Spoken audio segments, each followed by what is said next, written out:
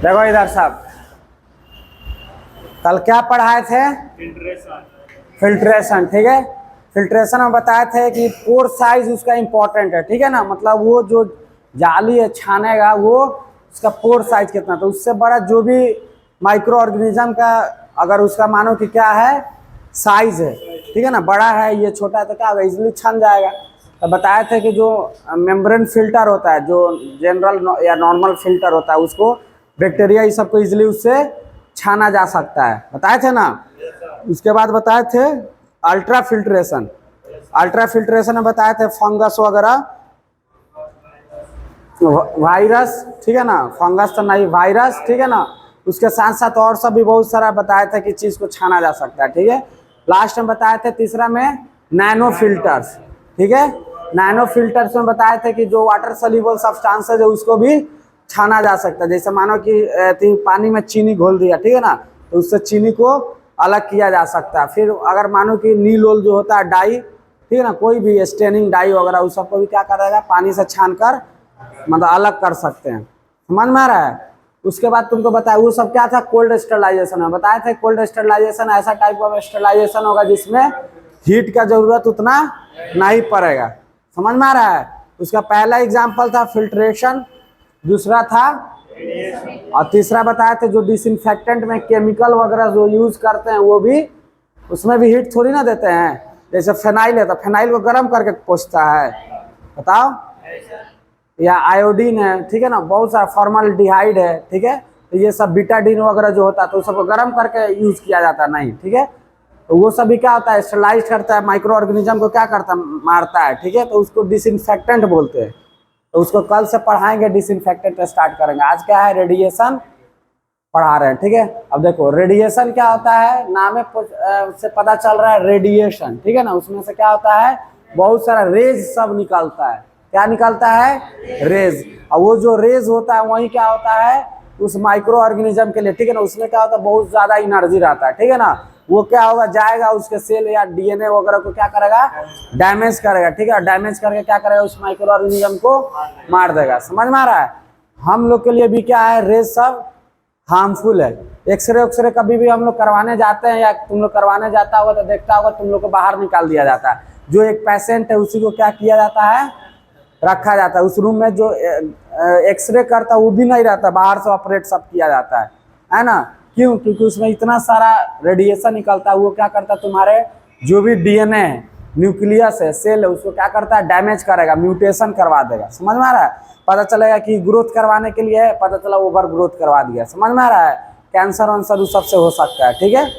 तो जो बार बार एक्सपोजर है, 3-4 बार एक्सरे करवा लेगा ना दिन भर में, तो तुम्हारा बहुत सारा सेल मर जाता है, डीएनए में म्यूटेशन हो सकता है, सर सब घूमने लगता है, ठीक है ना। तो जो एक्सरे डिपार्टमेंट वगैरह में या रेडियोलॉजी में काम करता है, ये सब अक्सर उन लोग के साथ सिम्टम्स होता है, ठीक है ना, साइन एंड सिम्टम्स आता है कि चक्कर, सर घूमने लगा, किसी दिन ज़्यादा रेडिएशन लग जाता है। तो समझ में आ रहा है? इसलिए इस सबसे बहुत वो सब बचकर प्रिकॉशन सतर्क होकर आते हैं, ठीक है ना।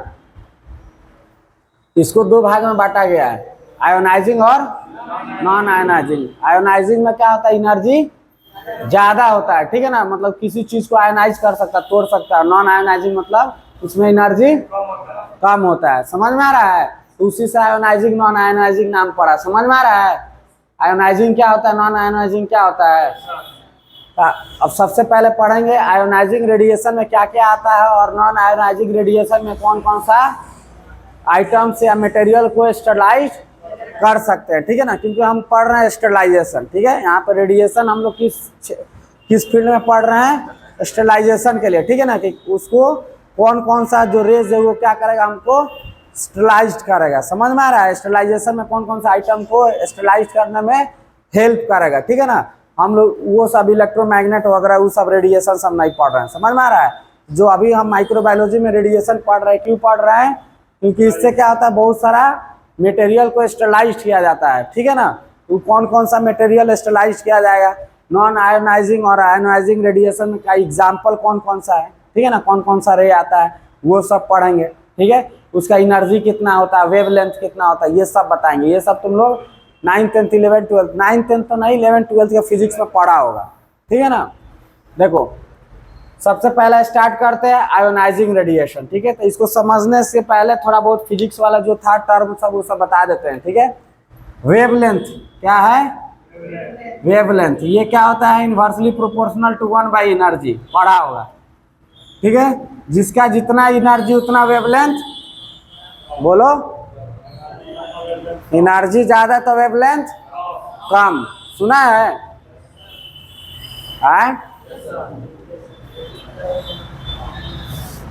बोलो। चलो ठीक है। अब देखो इधर, ये जो होता है आयोनाइजिंग रेडिएशन, बताएं इसमें एनर्जी क्या होता है? ज्यादा होता है। क्या होता है? ज्यादा। या इसको ऐसे भी लिख सकता है कि जिसका ज्यादा एनर्जी उसका वेवलेंथ कम। समझ में आ रहा है? तो देखो इसमें क्या है, आयोनाइजिंग रेडिएशन क्या होता है? हाई एनर्जी, ठीक है। नॉन आयोनाइजिंग रेडिएशन क्या होता है? Less energy. बताए नाम से ही, इसमें ज्यादा एनर्जी होता है, तोड़ता ज्यादा, वो कम तोड़ता है, ठीक है। अब इसका एग्जाम्पल याद करना है, क्या क्या है? एक्सरे और गामा रेड, और क्या है? कॉस्मिक रेज, याद रहेगा ना। और इसका एग्जाम्पल क्या है? इंफ्रारेड। क्या है? इंफ्रारेड, अल्ट्रा वायलेट, ठीक है। ये सब क्या है? और एक विजिबल लाइट, ये सब क्या है? इस किस में आता है?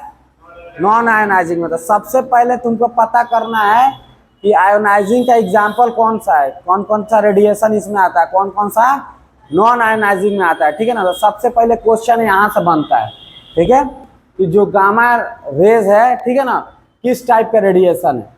या पूछ देगा कि which of the following is the example of ionizing radiation. समझ में आ रहा है? Which of the following is the example of ionizing radiation, दे देगा infrared, ultraviolet, visible light and cosmic rays. क्या आ जाएगा? कॉस्मिक रेज या गामा रेज या एक्सरे, जो भी दे दिया एक आंसर और 3 गलत दे देगा। या नॉन आयोनाइजिंग रेडिएशन का एग्जाम्पल बताओ, X-ray, gamma rays, cosmic rays and infrared. क्या आ जाएगा? इंफ्रारेड। समझ में आ रहा है? तो सबसे पहले क्वेश्चन यहाँ से बनता है, ठीक है। तो सबसे इंपॉर्टेंट क्या हो जाएगा, सबसे पहले तुम लोग को उसका एग्जाम्पल, उसके अंदर जो जो आ रहा है, ठीक है ना, रेज, उसको याद करना पड़ेगा कि कौन किसका एग्जाम्पल है। याद हो जाएगा ना?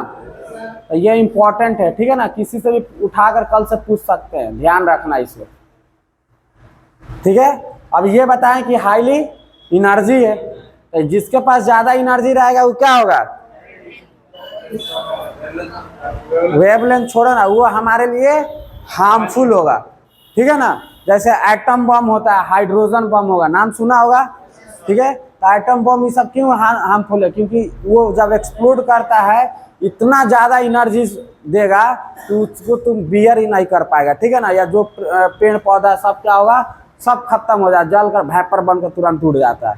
समझ में आ रहा है? तो जितना ज्यादा एनर्जी रहेगा उतना खतरनाक चीज है, ठीक है ना, याद रखना। तो ये क्या है कि हाईली एनर्जी है, तो ये क्या है? हाईली लिथल भी है, मतलब ये हमारे लिए नुकसान पहुंचाने वाला, ठीक है ना, बहुत नुकसान पहुंचा सकता है। ये क्या करता है कि जो तुम्हारा डीएनए है, क्या है? डीएनए है एंड अदर जो भी सेल्स है, ठीक है ना, सेल्स के अंदर जो माइटोकॉन्ड्रिया सब है, उस सबको क्या करेगा? सबको डैमेज पहुंचाएगा, ठीक है। अब डीएनए क्या होता है कि सब वो डीएनए क्या होता है, उसी के पास सब इंफॉर्मेशन है कि कब ग्रोथ है, कब हार्मोन बनाना है, कब क्या है क्या है क्या है। समझ में आ रहा है? सब क्या है, वो समझो कि मेमोरी है, ठीक है ना। उसी से क्या होता है, सब डायरेक्शन देता है कि ये बनाओ ये बनाओ ये बनाओ, प्रोटीन का कमी हो गया, ये समझ में आ रहा है। अब मानो कि उसी में म्यूटेशन हो गया, बदलाव हो गया, तो सब ऑर्डर देगा? नहीं देगा। तो क्या होगा? तुमको कैंसर हो सकता है, बहुत सारा आगे चलकर प्रॉब्लम सब झेलना पड़ सकता है। समझ में आ रहा है? तो क्या करता है, डीएनए को म्यूटेशन करवाता है। इसलिए जब भी जाता है एक्सरे उक्सरे करवाने, तो तुमको क्या किया जाता है, डॉक्टर या जो भी वहाँ का टेक्नीशियन रेडियोलॉजिस्ट रहते हैं, वो लोग क्या बोलते हैं कि बाबू तुम निकल जाओ, बाहर हट जाओ, जो क्योंकि पेशेंट है उसको तो खाना ही पड़ेगा, मजबूरी है, ठीक है ना। तो तुम तो स्वस्थ हो, तुम क्यों खाओगे? समझ में आ रहा है? एक्सरे वगैरह का जो भी लाइट है, तो ये सब याद करना है कि सबसे पहले क्या होता है, आयोनाइजिंग रेडिएशन हाईली एनर्जी होगा, ज्यादा एनर्जी होगा तो उसका वेवलेंथ कम होगा, 2 पॉइंट होगा। तीसरा में उसका एग्जाम्पल कौन कौन सा? एक्सरे है, cosmic rays and gamma rays. वो क्या होता है? लीथल है। लीथल मतलब हम लोग को जानलेवा भी हो सकता है, ठीक है ना, साबित हो सकता है। कब? क्यों?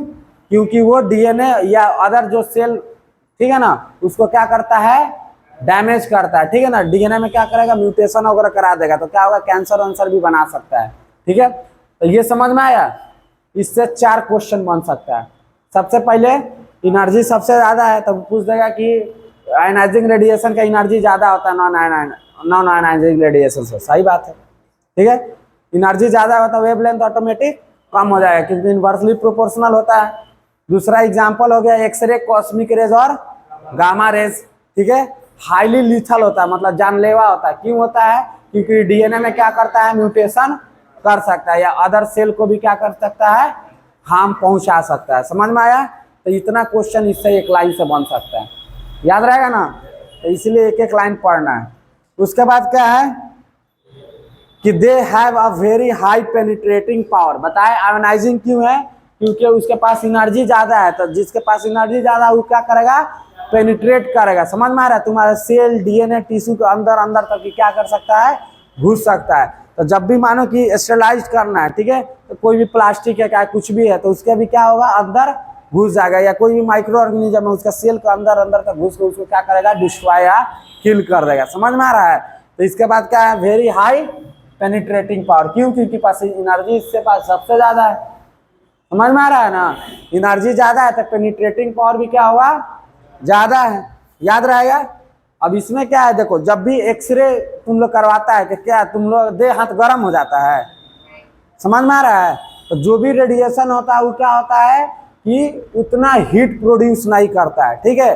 तो जहां पे भी हीट प्रोड्यूस नहीं होगा, तो इसको एग्जांपल बताया था ना, कोल्ड स्टरलाइजेशन में आता है। क्यों?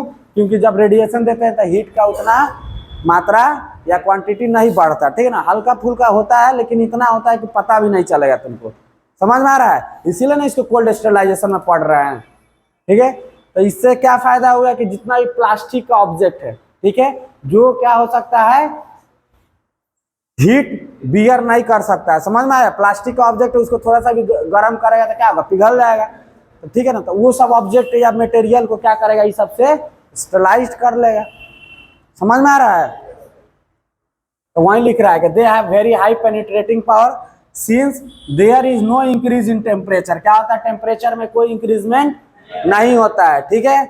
इसलिए क्या इसको रखा जाता है किस विभाग में, कोल्ड स्टरलाइजेशन में, ठीक है। किस मेथड में रखा जाता है, कोल्ड स्टरलाइजेशन मेथड में। बताए थे कि कोल्ड स्टरलाइजेशन का ये क्या है, एग्जाम्पल है। पहला क्या था, फिल्ट्रेशन था, दूसरा रेडिएशन और तीसरा डिसइंफेक्टेंट। ध्यान है ना। उसके बाद क्या है कि गामा रेडिएशन, ठीक है ना। देखो अब इसमें क्या होता है, एक्सरे, कॉस्मिक रेज सब तो पढ़ लिए, लेकिन ज्यादातर क्या होता है, गामा रेडिएशन को यूज किया जाता है स्टरलाइजेशन में। एग्जाम्पल याद करना है कि आयोनाइजिंग का कौन कौन सा एग्जाम्पल है, लेकिन क्या होता है कि गामा रेडिएशन सबसे ज्यादा यूज किया जाता है स्टरलाइजेशन प्रोसेस में, ठीक है। तो उसको क्या चीज, अभी एनर्जी ज्यादा है इसके पास, लेकिन हीट प्रोड्यूस नहीं कर रहा है। तो जितना भी प्लास्टिक का मटेरियल बना हुआ है, जो हमारे लैब में या जो भी ऑपरेशन में यूज किया जाता है, तो उसको स्टरलाइज कर सकते हैं। सिरिंज जो है इसको इजिली स्टरलाइज किया जा सकता है। अब तुम लोग बोलेगा कि सर ऑटोक्लेव में भी आप सिरिंज लिखाए थे, ठीक है ना। तो पहले के जमाना का जो सिरिंज था, जो रीयूज होता था बार बार, तो बताए थे कि बहुत सारा सिरिंज ग्लास का भी बना हुआ रहता, ठीक है ना। तो वहां पे क्या होगा, ग्लास ही सब इजिली क्या हो सकता है, उतना टेम्परेचर को बियर कर सकता है, ठीक है ना। क्योंकि ग्लास वेयर भी तो ऑटोक्लेव में हम करते हैं रैप कर कर, तो उसको भी क्या कर सकते हैं, ऑटोक्लेविंग कर सकते हैं। दूसरा बात, उसमें जो हीट एनर्जी मिलता है वो क्या होता है, लेटेंट हीट होता है, ठीक है। वो क्या होता है, वेपर से मिलता है, ना कि डायरेक्ट तुमको पानी में उबाला जाता है। समझ में आ रहा है। तो उससे क्या होता है कि टकरा कर, तो वो क्या होगा, इजिली वो पिघलेगा नहीं। समझ में आ रहा है। तो ये नहीं सोचना है कि ऑटोक्लेव में आप सिरिंज सर लिखाए थे तो पिघल जाएगा, खराब हो जाएगा। लेकिन मानो कि अगर तुम रोटी में भाप है बहुत ज्यादा, ठीक है ना, और कोई प्लास्टिक रखेगा तो पिघला देता है, ठीक है ना। तो वो सब नहीं होगा, ध्यान रखना ये सब बात। उसको डायरेक्ट हीट के कांटेक्ट में थोड़ी ना ला रहे हैं, तो क्या हो रहा है, स्टीम जाकर उस पर पड़ रहा है, इवापोरेटेड जो है वाटर मॉलिक्यूल। समझ में आ रहा है। वो क्या कर रहा है, लेटेंट हीट उसको दे रहा है। याद रहेगा ना। तो वो जो सिरिंज था, तो याद रखना वो सब ग्लास सिरिंज था, जो मोटा मोटा होता है, जल्दी वो बियर कर सकता है। ये सब जो नॉर्मल प्लास्टिक का सिरिंज या डिस्पोजेबल सिरिंज जिसको बोला जाता है, ठीक है ना, उसको क्या कर सकते हैं, इजिली स्टरलाइज्ड कर सकते हैं। स्वाब, ठीक है, जो कॉटन स्वाब वगैरह आता है, कैथेटर प्लास्टिक या बैग देखा होगा, ठीक है। ऑयल है, ग्रीस, मेटल फॉयल जैसे अल्युमिनियम फॉयल को आता है खाना वाना लपेटने के लिए, तो उसको भी क्या करना है, स्लाइस करना है। उसको तो थोड़ा सा भी हीट देगा तो क्या होगा, पिघल जाएगा। तो उस सबसे भी हो सकता है। और एनिमल फीड, जितना भी जानवर का चारा सब आता है ना, जैसे मानो कि कुत्ता का जो आता है खाने के लिए, बिलाई का आता है, बहुत सारा फिश का आता है, तो उस सबको क्या करना है, स्टरलाइज करना। नहीं तो क्या होगा, माइक्रो ऑर्गेनिज्म रहेगा तो उसको इन्फेक्ट करेगा। समझ में आ रहा है। तो ये सब किससे किया जाता है, गामा रेडिएशन। तो क्वेश्चन आएगा कभी भी कि syringes can be best sterilised by, तो आंसर क्या जाएगा, गामा रेडिएशन। सबसे कॉमन क्वेश्चन है, पहले ही बता दे रहे हैं, ठीक है ना। ऑटोक्लेव भी सब नहीं मारना है। सिरिंज के लिए बेस्ट कौन है, गामा रेडिएशन, ठीक है ना। क्यों है, क्योंकि जितना भी प्लास्टिक का मटेरियल होगा सब क्या चीज से जाएगा, बेस्ट स्टरलाइज्ड गामा रेडिएशन। देखो करने के लिए बहुत सारे मेथड से कर सकते हैं, लेकिन बेस्ट जो होगा याद रखना। तो जितना भी प्लास्टिक का ऑब्जेक्ट होगा, ठीक है ना, ये सिरिंजेस वगैरह, ये सब क्या चीज आएगा, इसका आंसर गामा रेडिएशन। समझ में आ रहा है। तो ये हो गया आयोनाइजिंग रेडिएशन, ठीक है। आयोनाइजिंग में याद करना कि सबसे ज्यादा एनर्जी है, एनर्जी ज़्यादा है तो इसीलिए उसका वेवलेंथ कम हो जाएगा, ठीक है। Example X-ray, gamma rays, cosmic rays, याद रहेगा। उसके बाद क्या होगा कि ये हाईली लीथल है, मतलब जानलेवा होता है। क्यों होता है, क्योंकि ये हमारे डीएनए या जो भी माइक्रो ऑर्गेनिज्म के डीएनए उसमें म्यूटेशन कराता है, ठीक है। म्यूटेशन कराएगा तो क्या होगा, बहुत सारा बीमारी सब प्रोड्यूस होगा, वो अल्टीमेटली मर भी सकता है, ठीक है।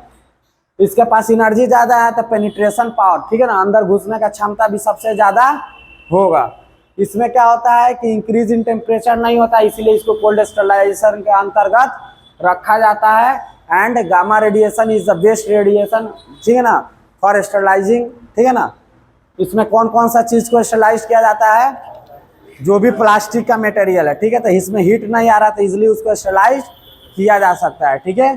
तो प्लास्टिक का हो गया, एक्सरे का हो गया, ये कैथेटर, ग्रीस, मेटल फॉयल, ठीक है ना, मतलब ऐसा चीज़ जो टेम्परेचर को बियर नहीं कर सकता। ज़्यादा टेम्परेचर देगा तो क्या होगा, खराब हो जाएगा, गल जाएगा, तो वो सब क्या होगा, रेडिएशन से। तो इसमें क्या होता है, बहुत सारा रेज, हाई एनर्जी का क्या होता है, एनर्जी रहता है, हीट नहीं रहता है। समझ में आ रहा है। तो हाई रेडिएशन एनर्जी रेज जाता है और उसको क्या करता है, डीएनए सबको मार देगा, तो ऑटोमेटिक क्या होगा, मर जाएगा माइक्रो ऑर्गेनिज्म सब। समझ में आ रहा है। और एनर्जी ज़्यादा रहेगा तो और भी नुकसान उसको पहुँचाएगा। तो ये सब है, समझ में आया आयोनाइजिंग रेडिएशन। तो जो आयोनाइजिंग रेडिएशन इसका जस्ट उल्टा हो जाएगा नॉन आयोनाइजिंग में। तो इसमें क्या हो जाएगा, एनर्जी कम, तो वेवलेंथ बोलो। तो यहाँ पर लिखा हुआ है कि लॉन्गर वेवलेंथ लिखा हुआ है ना। इसका एग्जांपल क्या है, विजिबल लाइट, इंफ्रारेड और ultraviolet. Infrared radiation is used for the, क्या बोल रहा है रे,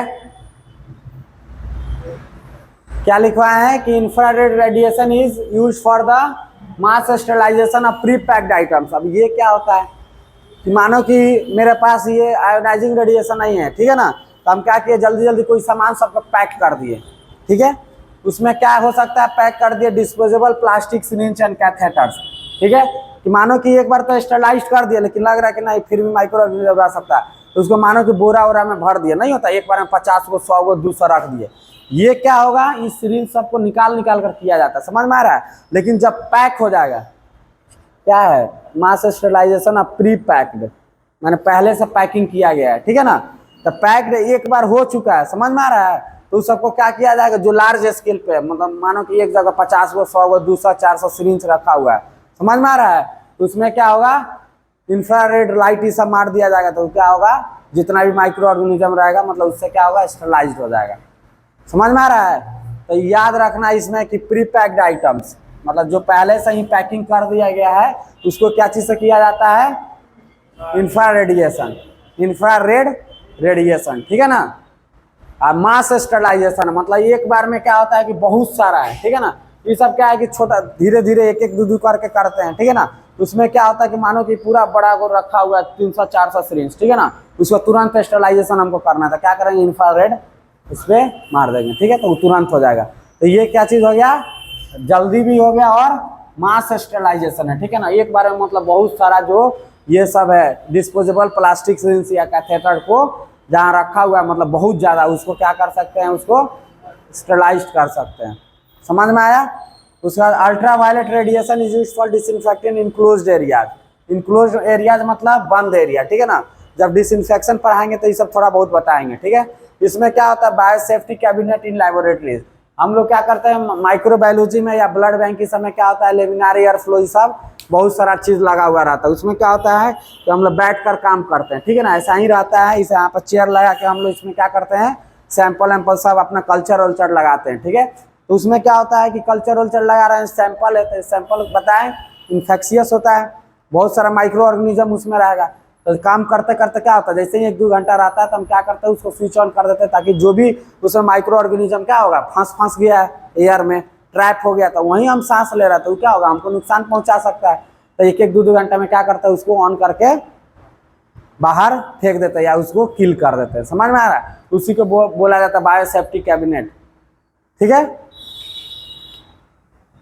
उसके बाद एंट्री वेज, ठीक है, कहीं भी हॉस्पिटल का गेट है या ऑपरेशन थिएटर का गेट है, ठीक है ना, जहाँ पे हो सकता है कि माइक्रो ऑर्गेनिज्म प्रेजेंट रह सकता है, तो वहाँ पे ऑपरेशन थिएटर को या लेबोरेटरीज को, मानो कि ऑपरेशन थिएटर है, ठीक है। तो इसमें अल्ट्रा वायलेट रेडिएशन क्या करेंगे, 1 मिनट के लिए या 10-20 सेकंड के लिए ऑन कर देंगे, सब जितना हम लोग निकल जाएंगे, ठीक है। तो ये क्या होगा, स्टरलाइज हो गया। उसके बाद फिर नया इसमें ऑपरेशन सब हम लोग इजिली कर सकते हैं, क्योंकि मानो कि कोई भी पेशेंट आया इन्फेक्टेड आया, सब लोग उसका बॉडी खोला कुछ भी किया तो क्या हुआ, बहुत सारा माइक्रो ऑर्गेनिज्म इन्वायरमेंट में है, तो वो क्या कर सकता है, उसको इफेक्ट कर सकता है कि नहीं, उसको दूसरा बीमारी कर सकता है, ठीक है।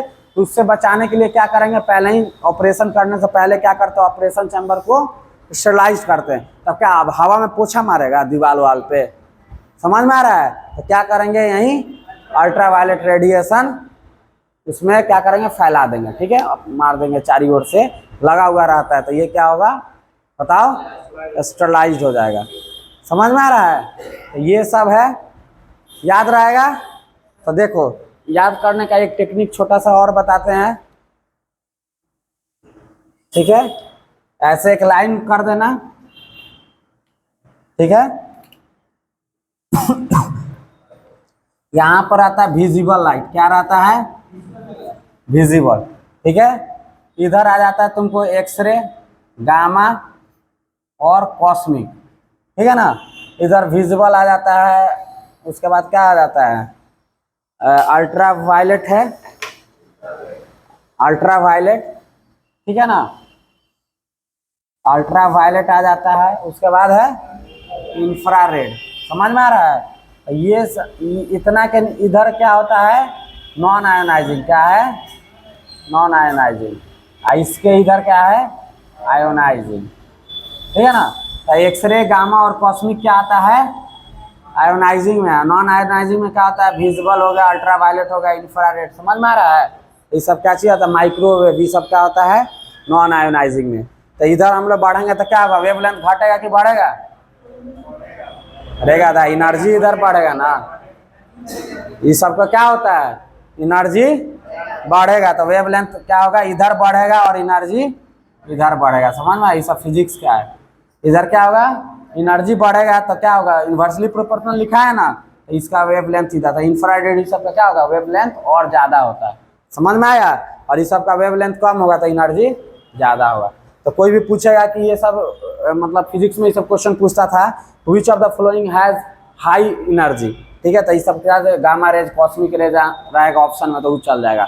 इसमें से पूछ देगा कि वेवलेंथ किसका ज्यादा है, तो इंफ्रारेड का ज्यादा है, क्योंकि सबसे ज्यादा इधर है लेफ्ट साइड में। समझ में आ रहा है। तो ये सब हम लोग याद करते थे ना सब, तो ये सब 11-12 का फिजिक्स का है, ठीक है, याद रहेगा ना।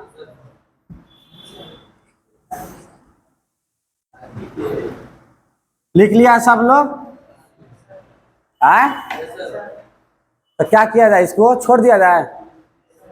तो कल से क्या होगा, ये सब समझ में आ गया ना, कुछ पूछना है तो पूछ लो। कल से अब क्या होगा, डिसइंफेक्टेंट क्या करेंगे, स्टार्ट करेंगे नया टॉपिक, ठीक है। वो भी क्या होगा, कोल्ड स्टरलाइजेशन के अंतर्गत ही आएगा, ठीक है। ये रेडिएशन से कौन क्या क्या क्वेश्चन आ सकता है सब बता दिए, समझ में आ गया। क्वेश्चन आएगा तो अब ये मत बोलना कि सर आप नहीं बताए थे, ठीक है ना। इससे क्या क्या क्वेश्चन बन सकता है वो सब बता दिए, ठीक है। प्री पैक्ड आइटम्स आएगा या मास स्टरलाइजेशन तो इंफ्रारेड जाएगा। अल्ट्रावायलेट में ऑपरेशन थिएटर ये सबको बोलेगा कि हमको स्टरलाइज करना है तो कौन सा यूज करेंगे, तो अल्ट्रावायलेट। और गामा रेडिएशन किस किस के लिए, तो इम्पोर्टेंट है सिरिंज और प्लास्टिक, ये दोनों का क्या करना है, याद रखना है, ठीक है ना। तो इससे ये सब 3-4 क्वेश्चन पढ़ सकता है। उसके बाद एग्जाम्पल क्या क्या है, वो कैसे हमको लिथल है, वेवलेंथ किसका ज़्यादा होता है, एनर्जी किसका ज़्यादा होता है, समझ में आ रहा है। तो ये सब क्या करना है, याद करके रखना है। अब कल से क्या स्टार्ट होगा, डिसइंफेक्टेंट। तो डिसइंफेक्टेंट 3-4-5 लेक्चर लगेगा, मुश्किल से 4 लेक्चर हुआ एक दिन यूज ऑफ डिसइंफेक्टेंट, मतलब 5 दिन में स्टरलाइजेशन डिसइंफेक्टेंट ऑफ खत्म हो जाएगा, ठीक है। उसके बाद बैक्टीरियोलॉजी वगैरह कुछ स्टार्ट करेंगे, बैक्टीरियोलॉजी स्टार्ट करेंगे, ठीक है। और उसके बाद नहीं तो माइक्रोस्कोपी भी पढ़ना है, ठीक है ना। तो पहले बैक्टीरियोलॉजी पढ़ा देंगे, उसके बाद माइक्रोस्कोपी खत्म कर देंगे। माइक्रोस्कोपी का एक लेक्चर लिए थे, ठीक है ना, उसका क्लास बंद हो गया था, तो एक लेक्चर के बाद जो एक्स्ट्रा मतलब 3-4-5 और चाहिए तो वो कंप्लीट करवा देंगे, ठीक है।